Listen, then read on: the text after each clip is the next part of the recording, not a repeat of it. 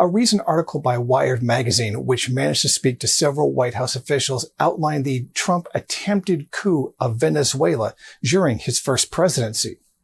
Now, Trump has been touted as an anti-imperialist candidate, but people who believe this have a very short memory. Few people seem to remember that Trump has said there was a possible military option, if necessary, to deal with Venezuela.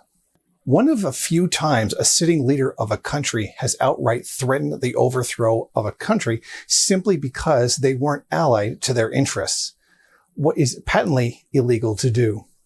Trump did so openly with the support and protection of U.S. imperialism.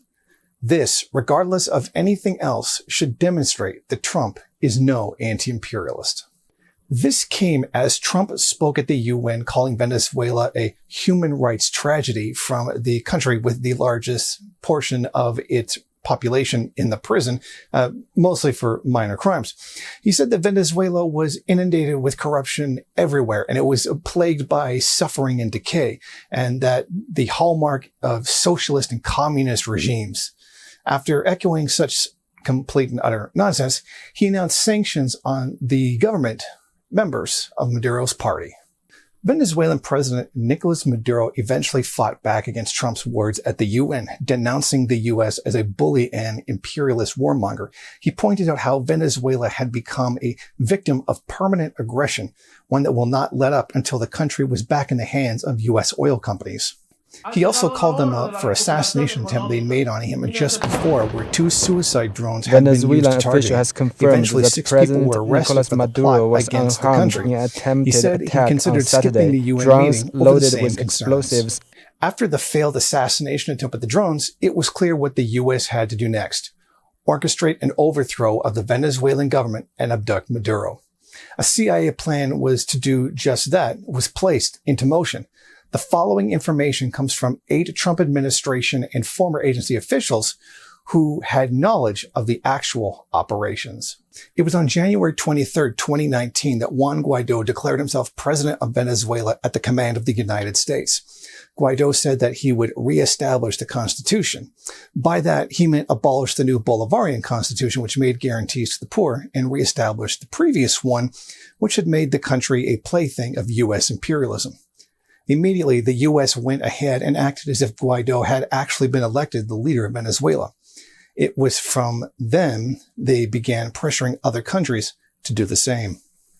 Guaido had moved into action to do what the leader of any country would do: ask for crippling sanctions on his own country with the intention to destroy it. The Trump administration stole billions of dollars worth of assets from the Venezuelan state oil company. The goal had been to foment destabilization so that the public would turn on Maduro. According to the insiders, the CIA was reluctant to engage in such an operation. Now, according to lore, Venezuela was a low priority target for the CIA and regime change. It was said that Venezuela desk had a difficult time scraping together enough resources to actually carry out an operation at all. Those on the inside who spoke to Wired magazine said that there was a pushback against efforts. The National Security Administration didn't want to lend any of its hacking resources towards efforts against the Venezuelan government. However, there was some success. A hacking effort was made against the state-administrated payroll system, which carried out payments to members of the Venezuelan military. This attack, which took months to plan, was specifically designed to push the military out of control of the government and into the hands of the self-appointed Juan Guaido. The U.S. officials had different descriptions of what the cyber attack was like. Some say it was a remote access cyber attack, others as a digital sabotage operation enabled by agents on the ground. Regardless, the attack happened, but it didn't have the intended effect of destabilizing the military into siding with the U.S. puppet, Juan Guaido.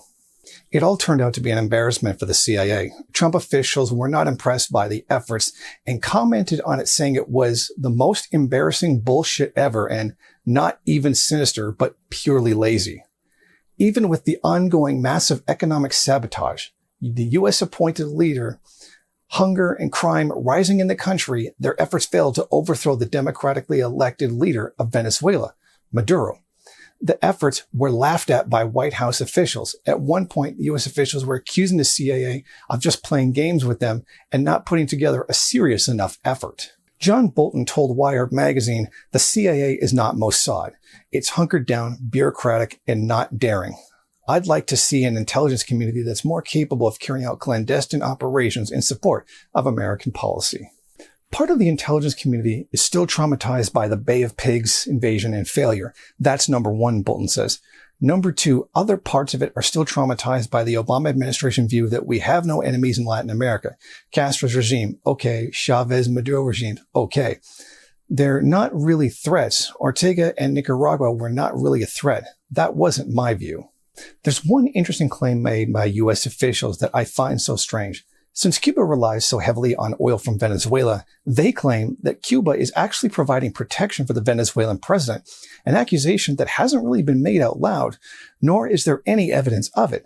Some suggestions were made. The U.S. could sabotage Venezuelan oil tankers that were headed for Cuba and disavow any knowledge of what had happened.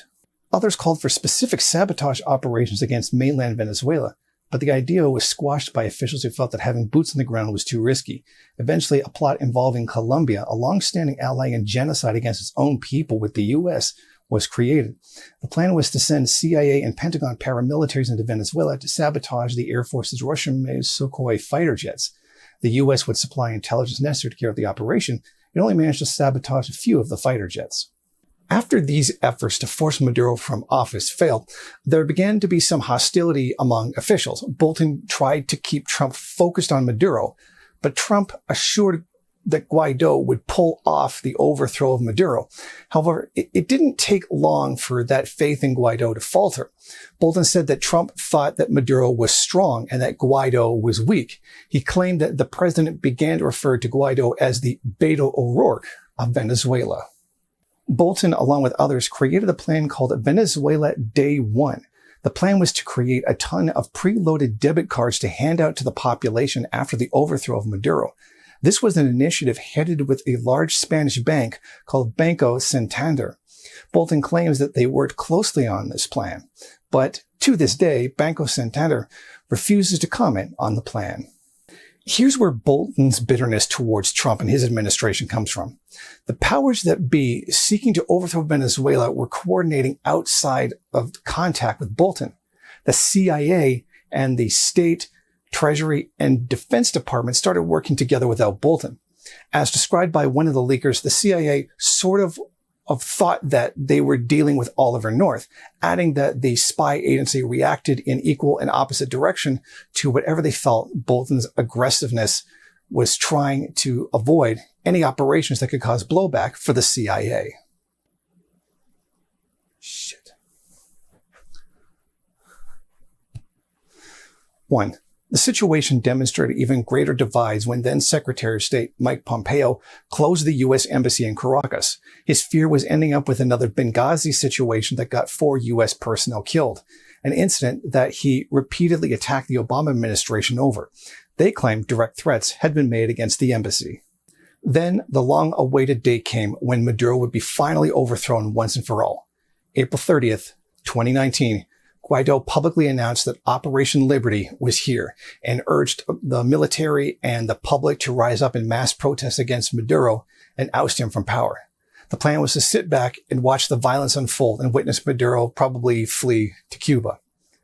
But it all fell apart. Major Venezuelan officials failed to back the coup.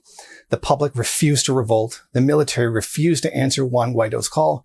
And the final nail in the casket, the Venezuelan High Court refused to rule against Maduro. The whole effort collapsed due to a lack of support from seemingly everybody. And it was backed up with some cyber attacks and sabotage. But in the end, it was not enough. After the debacle, Trump never made Venezuela a priority again for the rest of his administration. Thank you for watching. If you like this program, then please head over to my Patreon page and set up a monthly donation. It's your donations that keep this program running. Also, if you would like, please rate, comment, subscribe, and share in various social media.